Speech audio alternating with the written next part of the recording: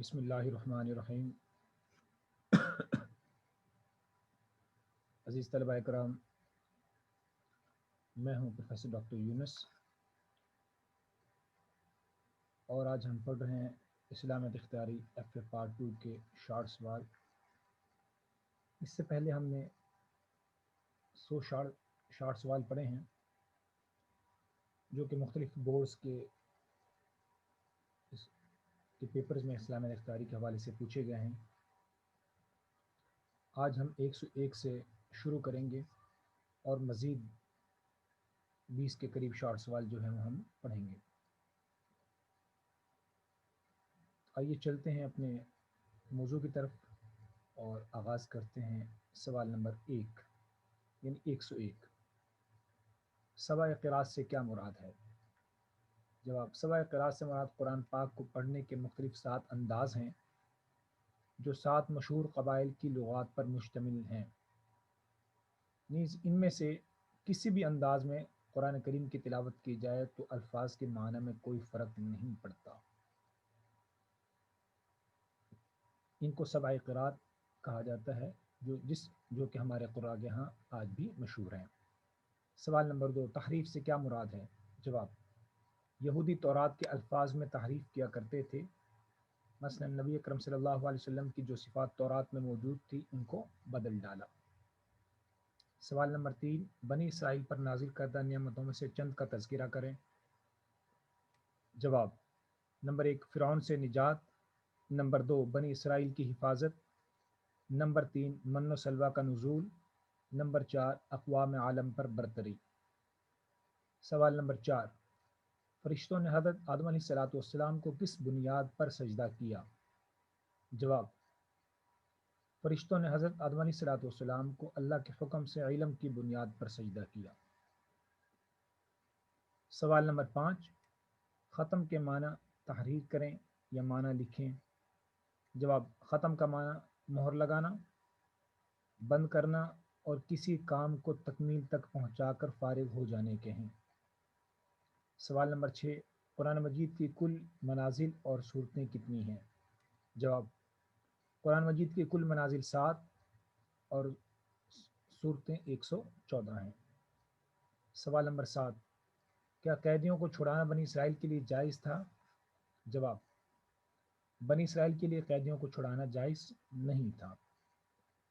سوال نمبر 8، حق و باطل میں ملاوٹ سے کیا مراد ہے؟ جواب: حق و باطل میں ملاوٹ سے مراد اپنے ذاتی خیالات اور اللہ کے نازل کردہ سچے احکامات میں ملاوٹ کر دینا یا آمیزش کر دینا یا اس کو مکسچر کر دینے کو حق و باطل میں ملاوٹ سے تعبیر کیا گیا ہے۔ ترجمہ کیجیے۔ سوال نمبر 9، انی جاعل فی الارض خلیفہ۔ جواب ترجمہ: بے شک میں زمین میں ایک نائب بنانے والا ہوں۔ سوال نمبر 10، جادو کروانے والے اور جادو سکھانے والے کا قیامت میں کیا ہوگا؟ جواب: جادو کروانے والے، جادو کرنے والے اور جادو سکھانے والے آخرت میں اللہ کی نعمت سے محروم کر دیے جائیں گے اور انہیں جہنم میں ڈال دیا جائے گا۔ سوال نمبر 11، حضرت موسیٰ علیہ السلام کو کوہ طور پر جانے کے بعد بنی اسرائیل نے کیا جرم کیا تھا؟ جواب: حضرت موسیٰ علیہ السلام کے کوہ طور پر جانے کے بعد بنی اسرائیل کے لوگ سامری جادو کر کے بہکاوے میں آ گئے اور اس نے جو بچڑا بنایا اس کی پوجا شروع کر دی اور بچڑے کو انہوں نے خدا کا درجہ دے دیا۔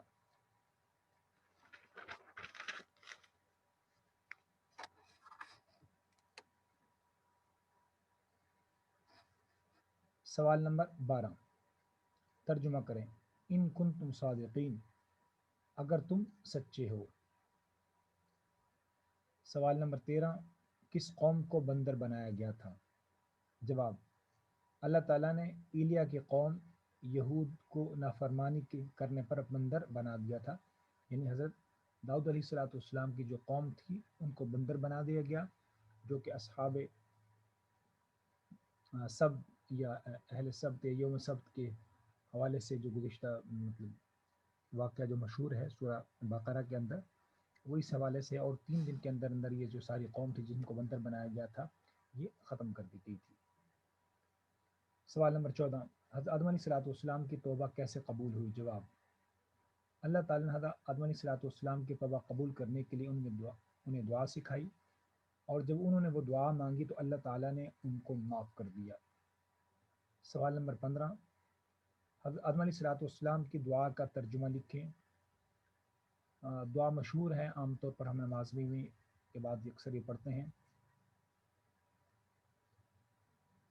ربنا ظلمنا انفسنا وان لم تغفر لنا وترحمنا لنكونن من الخاسرین۔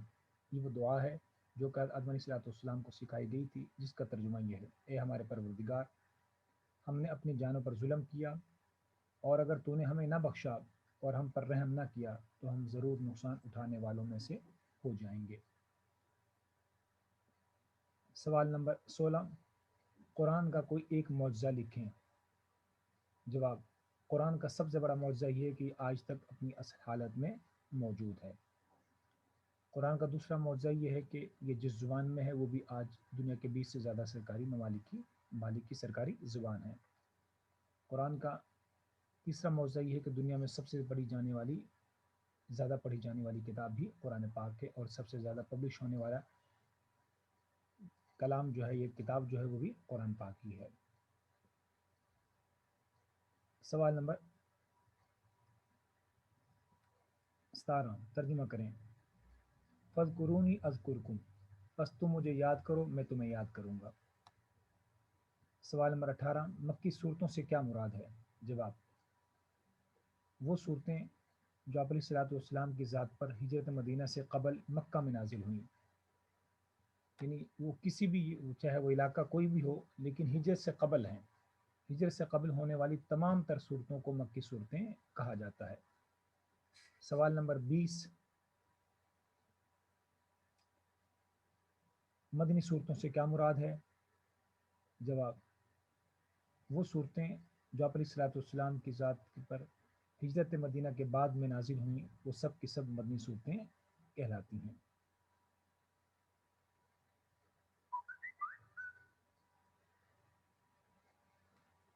اس طرح آج ہم نے یہ 20 شارٹ سوال پڑھے ہیں۔ ان میں سے کچھ سوالات اہم ہیں جو بہت ہی اہم ہیں، اور وہ کئی دفعہ پیپر میں آئے ہوئے ہیں، اس لیے ان سوالات کو اچھی طریقے سے آپ یاد کریں، اور ان سوالات میں سے جو چیز آپ کے سمجھ نہ آئے یا کلیئر نہ ہو آپ وہ مجھ سے پوچھ لیجئے گا، اور لیکن روزانہ روٹین کے مطابق آپ تھوڑے تھوڑے یاد کرتے رہیں گے تو آپ کے لیے آسانی ہوگی، اور تقریباً یہی وہ سوالات ہیں جو کہ آپ کی کتاب میں مختلف طریقے سے سوال کسی نہ کسی طریقے سے بن سکتے ہیں۔ اس لیے اگر آپ یہ سوال بھی اچھی طریقے سے کر لیتے ہیں تو یقیناً آپ کا جو پیپر ہے وہ 100% آپ اس کو حل کر پائیں گے۔ امید ہے کہ آج ہم نے جو یہ 20 سوالات پڑھے ہیں آپ کو یہ سمجھ آ گئے ہوں گے۔ اگر ان 20 سوالات میں سے اور اس سے پہلے جو ہم نے 100 کے قریب شارٹ سوالات پڑھے ہیں ان میں سے اگر آپ کو کوئی بھی سوال سمجھ نہ آئے تو آپ مجھ سے اس کے بارے میں پوچھ لیجئے گا، یہ آپ کا رائٹ ہے۔ السلام علیکم ورحمۃ اللہ وبرکاتہ۔